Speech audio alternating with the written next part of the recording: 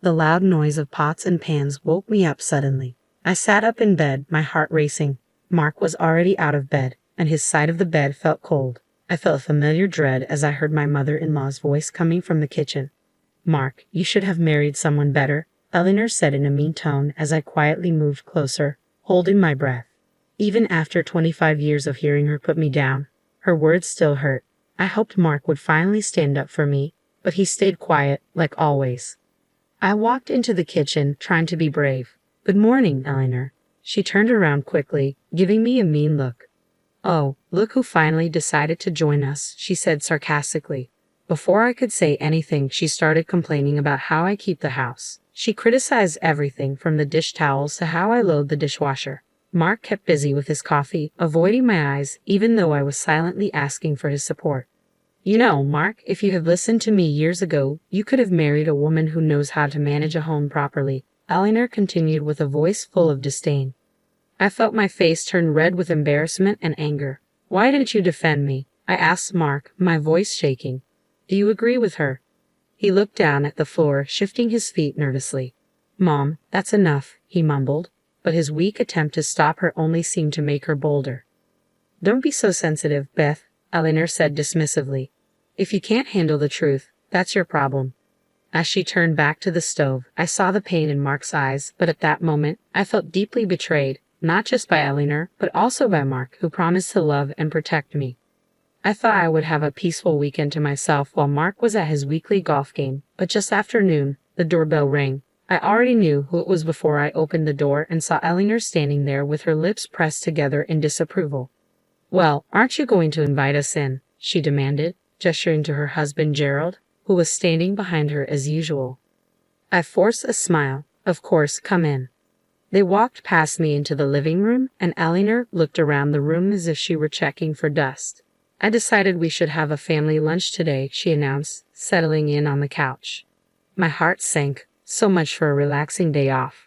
"That's nice," I said through gritted teeth as I went to the kitchen to make something quickly. Eleanor's voice came from the other room. "Honestly, Beth, I don't know how you can live in such a mess. Have you even cleaned this week?" I took a deep breath, reminding myself not to react, but her criticisms kept coming as I prepared a simple salad and sandwiches. "I'm surprised you even know how to cook," she said as I put the food on the table. "You'd think after all these years, you'd have learned something about being a proper housewife." Gerald stayed silent as usual, but I could feel his quiet judgment. "Why did you have to bring them here on our day off, Mark?" I asked desperately when he got home later. He looked away, shrugging helplessly. She insisted. "You know I can't say no to her." As Eleanor kept criticizing my homemaking skills during lunch, I felt my frustration with Mark growing. Why did he always let her treat me like this? Just when I thought Eleanor couldn't be more intrusive, she announced that she was planning a big family gathering at our house without even asking me. "I've already invited everyone over for dinner next Saturday," she said one afternoon, walking into the living room without asking, as usual. "You'll need to clean this place from top to bottom, Beth. It's a disgrace." I clenched my jaw as she went on and on about how my housekeeping was not good enough. Mark said nothing and pretended to read the newspaper. The week leading up to the dreaded dinner was a nightmare.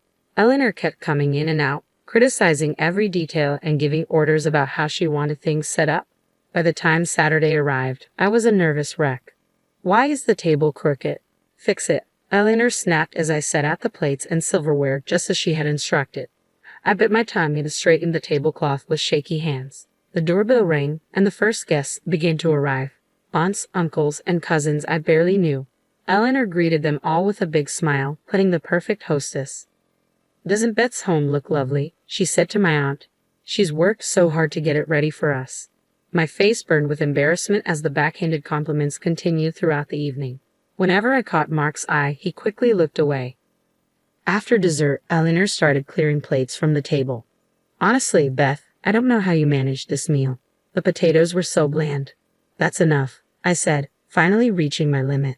I turned to Mark, who was slumped in his chair. "Why didn't you defend me? Why do you let her treat me like this?" He looked at me helplessly as the room went silent. At that moment, I realized our marriage was at its breaking point. After the disastrous family dinner, I felt like I couldn't take it anymore. Seeing the helpless look on Mark's face while he stayed quiet during Eleanor's attacks was the last straw. I knew I couldn't keep living like this. The next day, I called my best friend Linda. She has known me since we were kids and is always brutally honest, even when I don't want to hear it. You have to get out of that toxic situation, Beth, Linda said firmly after I told her about Eleanor's latest insults. Mark is too weak to stand up to her, and she'll never change. I took a deep breath. I know, but how can I just walk away from my marriage? Sometimes walking away is the only way to save yourself, Linda replied. You've given Mark more than enough chances to put his mother in her place. It's clear he's chosen her over you.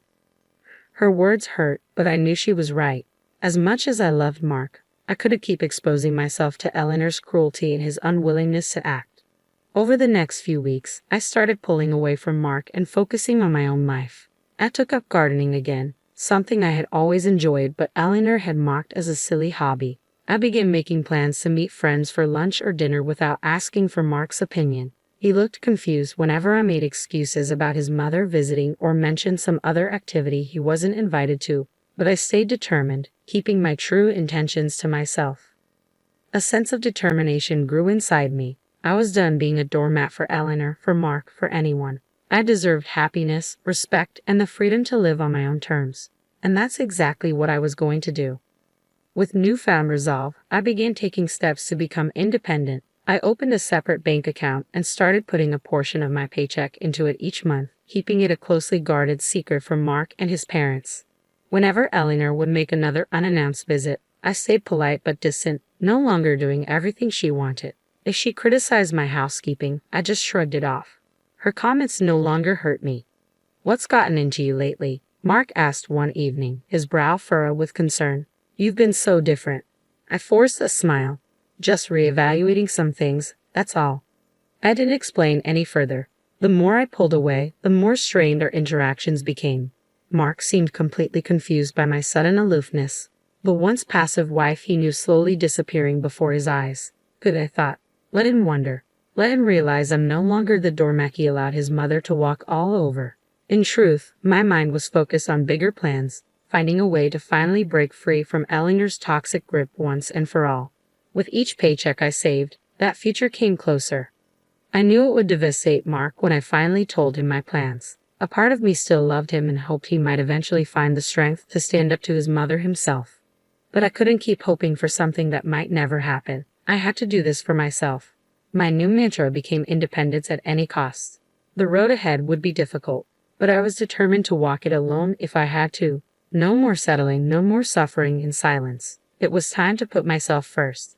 With each paycheck I squirreled away, my secret savings account grew larger and eventually, it was enough to make my long-awaited move.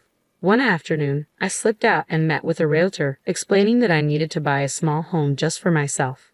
She showed me a cozy little bungalow, perfect for a fresh start. I put in an offer that day, using only my name on the paperwork. A few weeks later, the house was officially mine, a space where I could finally breathe, free from Eleanor's toxic presence.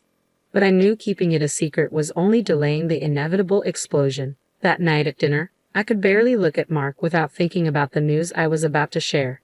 Eleanor prattled on as usual, criticizing everything from the meal to how I'd set the table. Enough, I said firmly, setting down my fork. I have an announcement. Eleanor raised an eyebrow but stopped talking. Mark looked at me with a puzzled expression.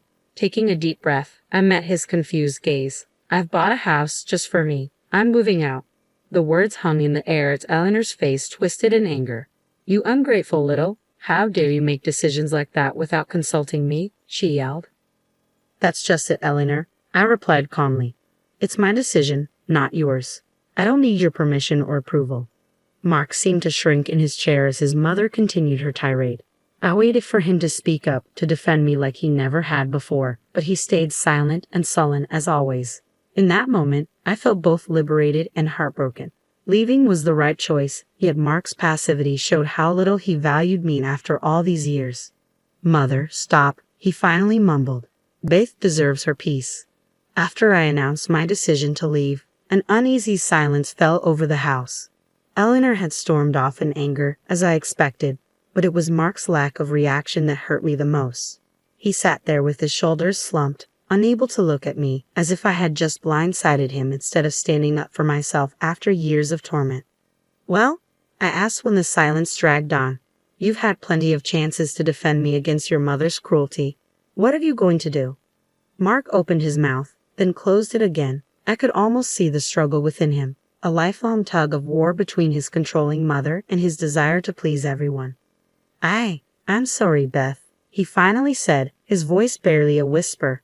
You're right, all this time, I've let my mother walk all over you, over us.